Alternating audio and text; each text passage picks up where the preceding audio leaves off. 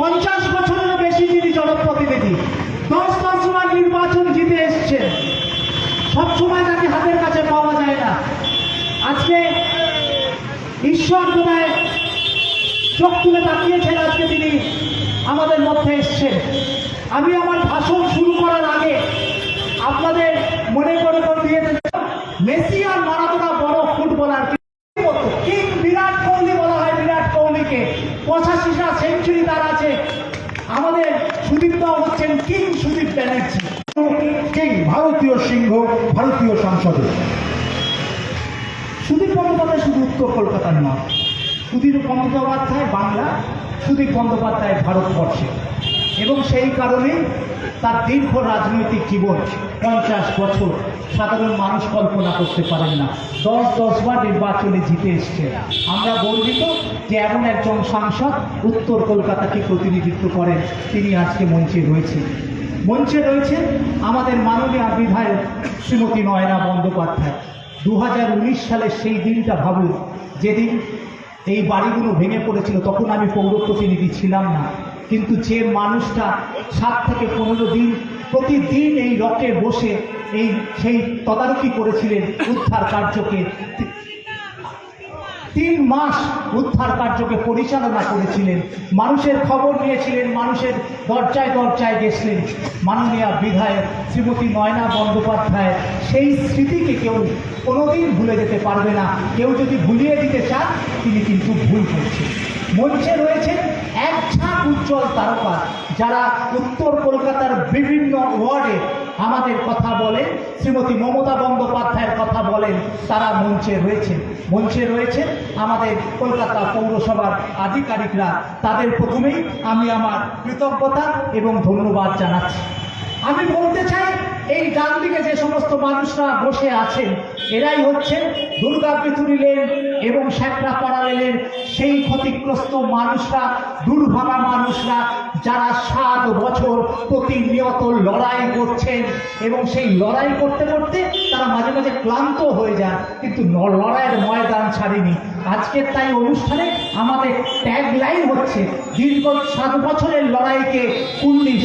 এবং আপনারা জেনে খুশি হবেন যে আমাদের মাননীয় সাংসদ, মাননীয় বিধায়ক যেমন তাদের পাশে আছে, কলকাতা পৌরসভাও কিন্তু তাদের পাশে আছে, এবং সেই কারণেই প্রায় 1.5 কোটি টাকার খরচা করে পৌর পরিকাঠামো এখানে তৈরি করা হবে। আপনারা জানেন যে একটা বাড়ি তৈরি হলো, কিন্তু সেখানে যদি জলের কানেকশন না থাকে, সেখানে যদি ড্রেনের কানেকশন না থাকে, সেখানে যদি আমাদের রাস্তা ভালো না হয়, সেখানে যদি নিকাশি ব্যবস্থা থেকে আরম্ভ করে যদি আলোর ব্যবস্থা না থাকে, তাহলে মানুষ বসবাস করতে পারবে না। এবং সেই কারণে আমি কেএমআরসিএলকেও ধন্যবাদ জানাবো যে তারাও সহযোগিতা করে প্রায় 1.5 কোটি টাকা এই পরিকাঠামো কাজে আজকে যেটা শুভ উন্মোচন, শুভ সূচনা করবে আমাদের মাননীয় সাংসদ। এবং আমি এইটুকু বলতে চাই যে যারা এখানে বসে আছেন ক্ষতিগ্রস্ত মানুষ, তাদের হয়তো সব আশা আমরা সবসময় পূর্ণ করতে পারি না, কারণ তারা এক কথায় ঘর ছেড়ে চলে গেছেন। কেউ বেলঘরিয়া, কেউ বারাসাত, কেউ ব্যারাকপুর, কেউ বেলেঘাটায়, বা কেউ বাবুইহাটিতে। কিন্তু আমাদের কাছে এলে আমরা চেষ্টা করি যে তাদের কথা শুনে যথাযথভাবে বিহিত করা। এবং আজকের এই 1,34,52,000 টাকার এই প্রজেক্ট আমরা শুরু করব আমাদের সাংসদ শ্রী সুদীপ বন্দ্যোপাধ্যায়ের হাত দিয়ে। এবং আরেকটা কথা বলে রাখার দরকার, আমরা মাননীয় মহানাগরিকের সাথে সভা করেছিলাম, সেই সভায় আমাদের মাননীয় বিধায়কও ছিলেন, এবং তিনি কেএমআরসিএলকে স্পষ্ট করে জানিয়েছিলেন যে 26 সালের মধ্যে মানুষগুলো যাতে ঘর ফিরে পায় তার প্রকৃত ব্যবস্থা করতে হবে। কাজ এগোচ্ছে, কিন্তু আবার বলি, আমি গতকালই খবর নিচ্ছিলাম যে কাজের অগ্রগতি কেমন।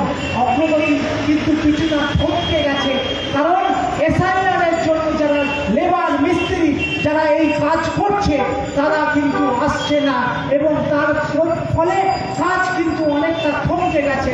আমাদের চেষ্টা করতে হবে। আমি এ ব্যাপারে আমাদের সাংসদ এবং মাননীয় বিধায়ককে অনুরোধ করব, তাদেরকেও যদি একটু তারা তৎপরতা দেখাতে পারে। এসআইআরের জন্য যারা আসতে পারছেন না, তারা না এলে কাজের অগ্রগতি কিন্তু আমরা এগিয়ে নিয়ে যেতে পারবো না।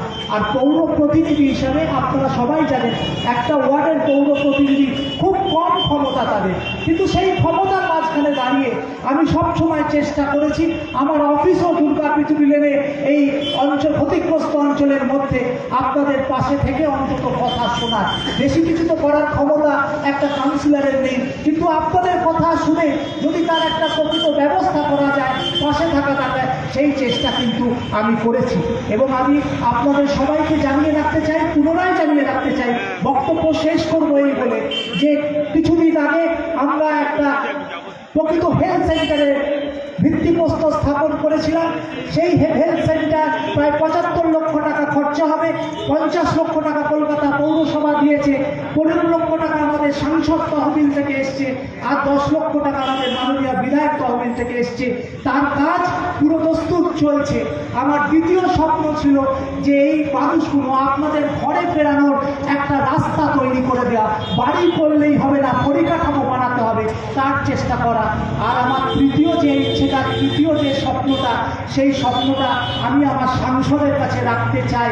আমার স্বপ্ন হচ্ছে এই অঞ্চল গরিব অঞ্চল, 52টা বস্তি আছে। আমি যদি একটা বড় করে না হোক, একটা ছোট আকারেও একটা কমিউনিটি সেন্টার করতে পারি, কমিউনিটি হল, তাহলে এই অঞ্চলের মানুষ উপকৃত হবে। গত পৌর অধিবেশনে 18/11/2025 সালে এই প্রস্তাব আমি কলকাতা পৌরসভার মহানাগরিকের কাছে রেখেছিলাম এবং মহানাগরিক বলেছেন যে যত দ্রুত তিনি ব্যবস্থা নেবেন। আমি আমাদের মাননীয় সাংসদকে অনুরোধ করব, এই প্রজেক্ট কস্ট হয়তো প্রায় 1.5 কোটি টাকার কাছাকাছি হবে। তার তহবিল থেকে যদি 1 কোটি টাকা আমরা 2 ক্ষেত্রে হলেও যদি পাই, কারণ এই অঞ্চলের মানুষ আপনাদের সবাইরই, কারণ বিয়ে বাড়ি ভাড়া এখন অনেক টাকা হয়ে গেছে, তার মধ্যে আবার জিএসটি আছে, ফলে একটা ছোট আকারে যদি করা যায় আমাদের এখানকার মানুষ উপকৃত হবে।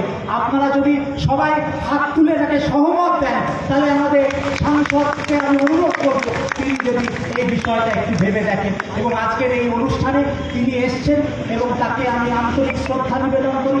মাননীয় বিধায়ক তিনি উপস্থিত হয়েছেন, তাকে আমার কৃতজ্ঞতা জানাই। আমার যারা সতীর্থ পৌর প্রতিনিধিবৃন্দরা এসছেন এবং আধিকারিকবৃন্দ কলকাতা পৌরসভার যারা এসছেন, সবাইকে আমি অভিনন্দন জানিয়ে, আমার শুভেচ্ছা জানিয়ে, আমার ধন্যবাদ জানিয়ে আমি আমার কথা শেষ করলাম। এবং আমি অনুরোধ করব যে পরবর্তী